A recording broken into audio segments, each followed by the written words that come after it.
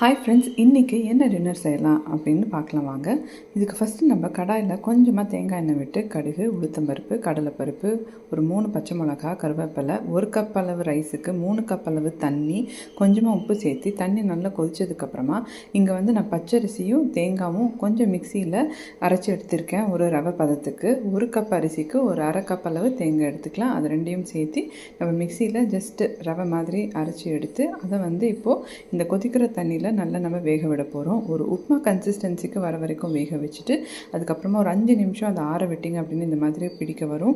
So கொஞ்சம் ப்ரெஷரே இல்லாமல் லைட்டாக லேசாக அதை அமுத்தி பிடிச்சி ஒரு கொழுக்கட்டை ஷேப்புக்கு அதை கொண்டு வந்துட்டு ஒரு 15 நிமிஷம் ஸ்டீம் பண்ணி எடுத்தோம் அப்படின்னா சூப்பரான கார கொழுக்கட்டை நமக்கு ரெடி ஆயிரும். இதை நீங்கள் தக்காளி சட்னி, பூண்டு சட்னி, வெங்காய சட்னி, தேங்காய் சட்னி எது கூட வச்சு வேணாலும் சாப்பிட்லாம். சூப்பராக இருக்கும். பிடிச்சிருந்தா கண்டிப்பாக ட்ரை பண்ணி பாருங்கள்.